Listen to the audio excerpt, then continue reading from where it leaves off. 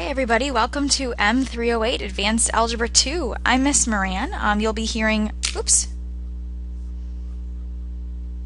Hi everybody, welcome to Advanced Algebra 2. This is M308. My name is Miss Moran, and you'll be hearing from Mrs. Eggerding and myself this year. And we're going to be doing some videos. So this is our very first video of the year, Unit 1, Video 1, and we're going to be talking about some polynomial operations and some vocabulary. So let's start. This will be a review, but let's go ahead and go through it all. Take these in your notes. Feel free to pause throughout the video whenever you need to give yourself time to copy down what was already there, or if you need to go get a drink of water or whatever. A polynomial is a monomial or a sum or difference of monomials. So if we're going to use a definition and new words in there, we better define a monomial.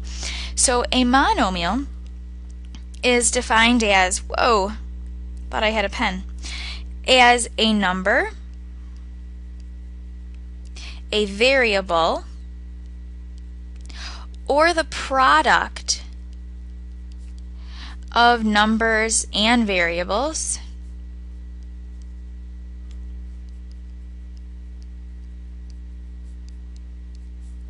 and it must have a whole number degree, whole number exponents. So we're going to take a look in the next part here is what are monomials and what are not monomials. So here's some good examples of monomials. 7, -3, x, xy, y to the 4th, 1/3 y squared. All of these are good examples of monomials. They are either a number, a variable, a product of numbers and variables, and all of them have whole number degrees. Let's take a look at things that are not monomials. The square root of a variable, y to the -2nd. -2 is not a whole number, so this is not a monomial.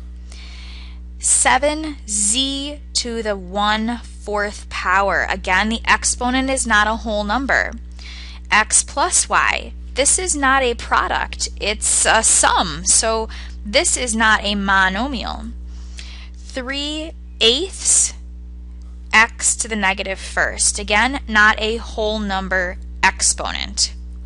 So what is the degree of a monomial? The degree is the sum of the degrees of the variables. For example, if you have 3xy to the 3rd, you'd have to add up the degrees.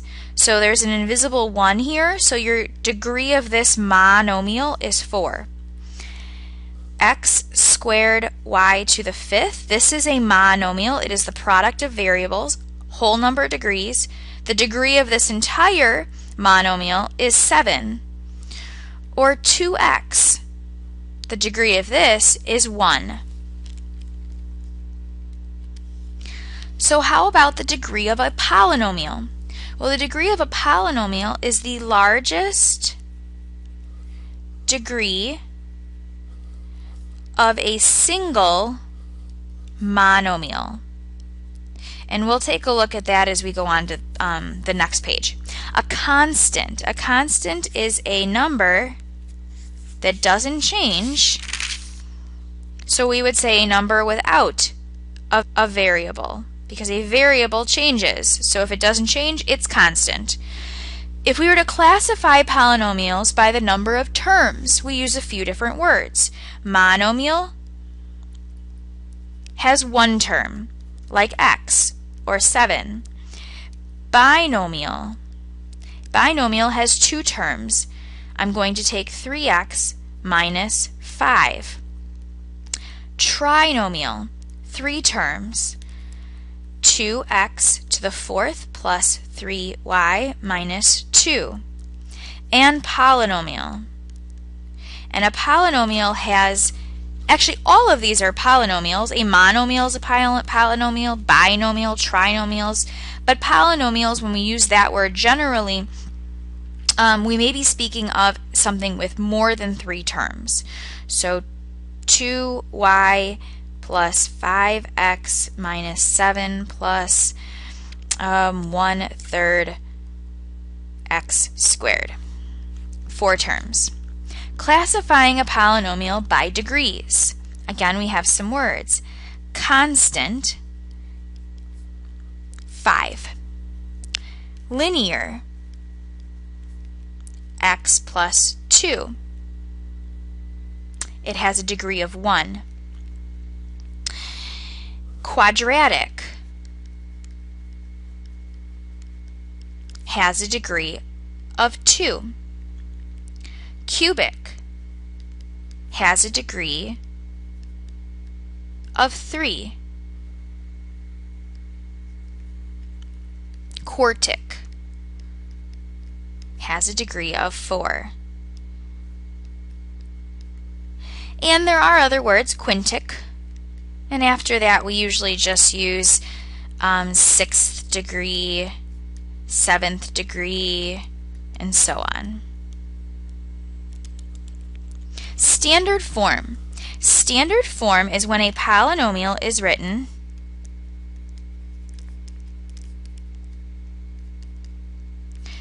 with the degrees in descending order.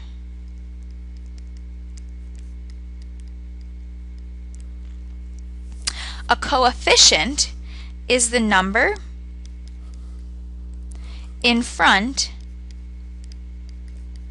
of a variable. And leading coefficient. Leading coefficient can be determined when it is in standard form. So polynomials written in standard form, and then it is the first coefficient.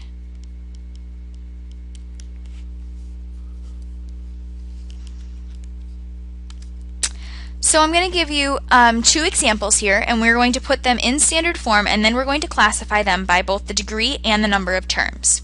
So here's example number 1. 7x plus 3x squared minus 2. First, to put this in standard form, we're going to put it in the order of exponents in descending order.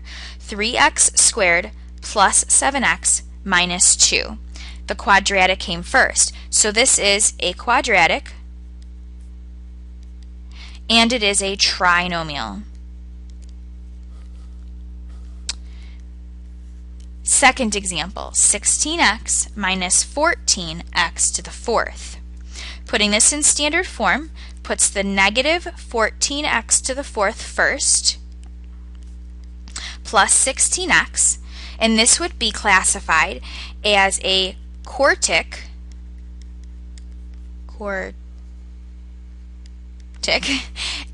binomial. All right. We're going to be adding, subtracting, and multiplying over the next 2 slides. I would really encourage you to go ahead and pause and then to try all of them on this page, and then go ahead and unpause so you can see the answers and check to see. This is something you should definitely have familiarity with, so go ahead and pause now. Okay, if you've unpaused it, you'll see that I've got the answers here, and I've also made a couple notes on the side for the adding and subtracting. You're multiplying, this is using distribution. And you can also say that this is distribution that I've used here on number 4 as well. Go ahead with this page as well and give them a shot on your own. It's best to see if you know how to do it without my help first. And then I'll go ahead and talk you through a couple extra pointers. So go ahead and pause now. Okay, so if you've unpaused it, here's a couple hints about number 5. I definitely recommend writing it twice. That way you can choose to use distribution. You also can use the Punnett square idea or this grid multiplication table that I've used in number 6. But then don't forget to combine like terms. Your x and y, typically they're written alphabetically, so the x should come before the y. Just kind of a side note in notation in mathematics. And it's best to use the most accurate way of writing things. So your final answer for number 5 is 4x squared plus 20xy plus 25y squared. On number 6, I chose to use this multiplication table idea. I wrote the trinomial on the top, but that really doesn't matter. And then I wrote the binomial along the side, x and plus 4. If it had been minus 4, I would have made sure to make this a negative 4. And then I chose to just use multiplication like a table. So I had 3x squared times x to give me 3x cubed, negative 9x times x to give me negative 9x squared, and so on. And then when I was finished completing the little table, I was able to combine like terms. I really like using this because it keeps me organized and I don't ever forget to multiply certain terms together.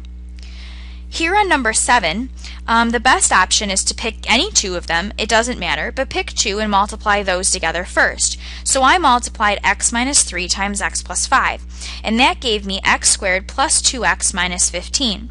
My next step was to multiply it by the third binomial. So again, you can use a distribution method where you multiply the 2x times each part and the 1 times each part, or you can use this organization of the rectangle or the Punnett square idea and come up with a final answer, 2x cubed plus 5x squared minus 28x minus 15.